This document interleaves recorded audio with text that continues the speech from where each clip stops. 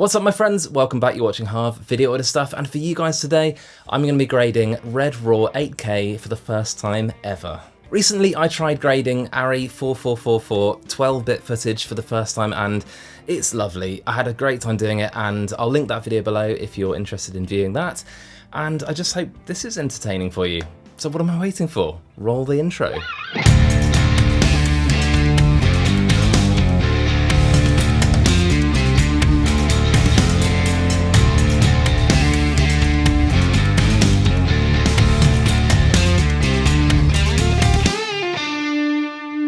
Of course, if you enjoy this free and unsponsored content, please do me a favour and hit that subscribe button, it really means a lot to me. So I'm not going to do a RAW versus log, or RAW versus 444, or RAW versus 420 video, all of that kind of stuff. There's loads of good videos out there, and plus I don't have time in this video. Do Google it, there's lots of info out there. All I'll say is that RAW formats capture all the information coming off the camera sensor, and all other formats tend to be compressed in one way or another. And that's a ludicrously simple way of putting it, but there you go. The first thing you need to do if you're grading Red Raw for the first time is to download the Red Raw processing software for your editor. Don't worry, it's free and you can get it from Red's website. After that, you can import Red files as normal. Now in Final Cut, and you can see I've imported my first clip and it already looks gorgeous. I know with a little bit of work it's going to look absolutely stunning.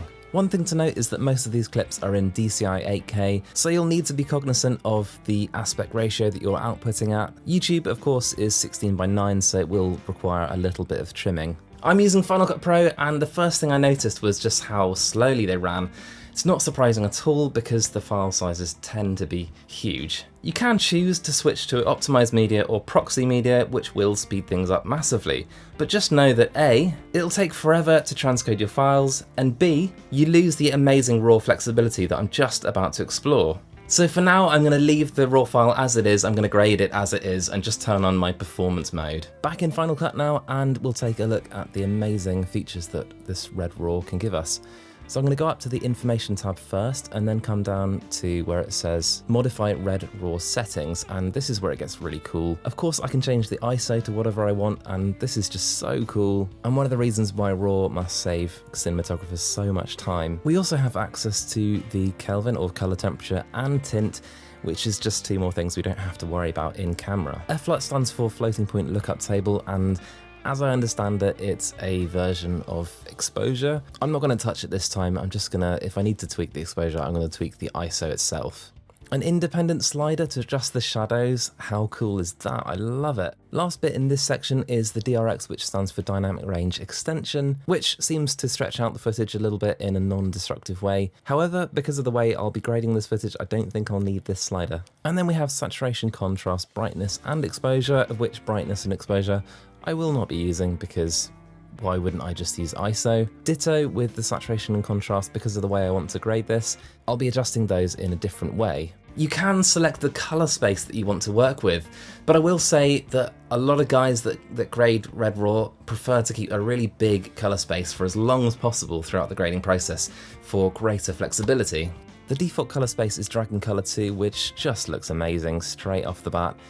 We also have Red Color 4, Red Color 3, Red Wide Gamma RGB, Rec 2020, DCI P3, Rec 709, and Pro Photo RGB. And then we have a variety of gammas. We have, of course, Red Gamma 4, Red Log Film, BT 1886, Rec 709, HDR 2084, HLG, Log 3G10, and Log 3G12. The combination of colour space and gamma will massively affect the way that we grade. For example, here's a straight Rec 709 for both the colour space and gamma, and you can see it doesn't need a lot more. And then on the flip side, here's Dragon Color 2 paired with the Red Log Film gamma. And just look how beautifully flat it is. I suppose this depends greatly on the project that you're working on. So in this case, I'm going to take the advice, I'm going to keep the colour space big. Oh my god, it's hot in the UK today. I keep having to get up and mop my brow. You didn't need to know that. For getting back into it, for me, the best way to approach grading RAW is to change the color space and the contrast curve to similar to what you've used most in the past, which for me would be Sony's S-Log2 and S-Gamma 2 Cine 3. What is it? S-Gamma 3 Cine, of course it is. It's just the heat. Of course, you're not going to be able to get those exact color spaces and curves, but you can change it to similar ones, which I have done. So now that's done, let's get grading. So here's the ungraded footage, and then once I'd applied my grade, I ended up with this. So let's jump into Final Cut now, and I'll show you my workflow. As you can see, I've already got my color space and gamma set to Dragon Color 2 and Red Log Film. So I'm just going to hit apply, and then we can start the grade. So regardless of the type of footage and grading, I almost always add an instance of color wheels as the first alteration I make to any clip. I actually explained the sequence of alterations I make to clips in between grading this one and the next clip. So hold tight, that's coming in a minute. Next, I'm going to drop on a lookup table, and the way I like to do it is actually to grade into the lookup table. So apply it early and then make alterations. Now I know this is a little unorthodox, but this is what works for me. Next, I add color curves, and as always, I like to add lots of control points so that I can go in and manipulate the contrast curve and really just bring out the best in the footage. And what a time to do it when grading raw 8K footage. All the time I'm checking on that waveform to check I'm not doing anything crazy, and this has made a beautiful difference to the footage. Just look at those brighter areas, particularly the hairs on the monkey's head. You really can push and pull this footage quite a lot. Next, I add a second instance of color wheels, and the reason I do this is I position it after our lookup table, and any tweaks I make affect the final output. All I'm doing is giving this just a touch more contrast so that it really starts to pop, and this looks pretty good to me. It's not an over-the-top grade, it's fairly natural, but dear God, that red footage is stunning. So usually when I approach a grade, my chain of alterations goes like this. I start off with color wheels to make exposure and color correction adjustments. I then add curves for contrast adjustments, and you know me, I like to make micro adjustments. Definitely see my video about curves, because I think it's one of the most interesting videos that I've made for people who are interested in grading. I'll link it below, of course. And then of course I add a lookup table, and then I'll add a final instance of color wheels just for final tweaks. I usually use a waveform just to see where I am and just make some tweaks at the end of my chain. Diving back in, and we'll grade this clip. Here you can see the before. As before, this is in Red Log, and then here's the final grade. Jumping back into Final Cut now, I'll show you how I did this one. The temptation with this clip would be to simply just change the gamma and color space to Rec 709.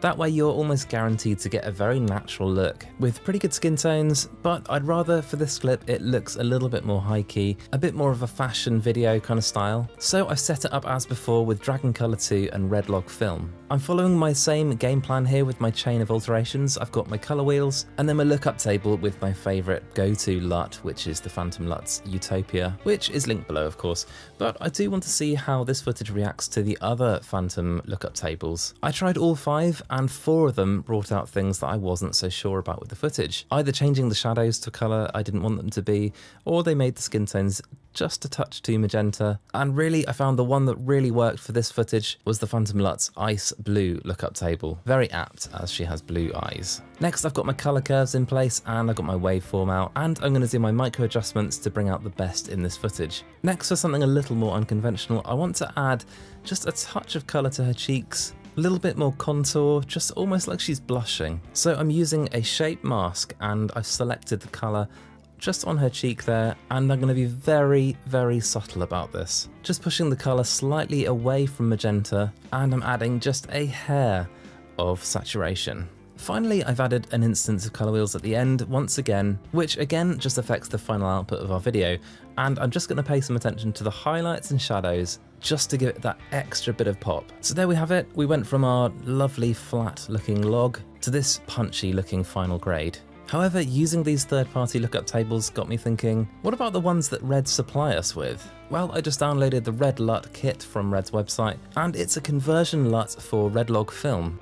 And here you can see the result of using them is a very natural look, I'm not making any other tweaks here apart from adding that one lookup table. Oh, monkey looks good. I'd probably want a little more contrast here, but you can easily do that. I thought I'd just throw this final clip in just to demonstrate it one more time. For me, using red log film and then applying this lookup table is a much better option than just going with Rec 709 for your colour space and gamma. So what are the takeaways from grading Red Raw? Well, obviously the footage I'm using is drop dead gorgeous. I mean, it's from Red's website. Can you imagine if it wasn't?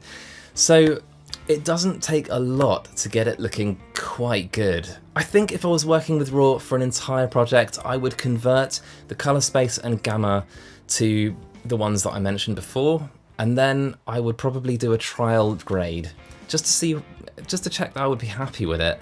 And then I would go ahead and transcode the entire thing to a file format that's easier to work with. That way I know I'd be happy with the look and it wouldn't be too sluggish to work with. I really think that RAW shouldn't be seen as this kind of daunting file format that only the elite cinematographer guys work with. With the flexibility of being able to change the colour space and gamma, RAW can basically be whatever you want it to be. It can be log with a different kind of curve, it can be a really contrasty Rec 709, you name it. And I imagine it would save cinematographers so much time. Anyway, that's over and out from a very hot Harv. I hope you found this interesting and helpful. Of course, I've got a large back catalogue of videos about videography on this channel, of which YouTube recommends this hand-picked one for you, and then one below is my most recent upload. Until next time, let's help each other out and shoot better video. See you guys.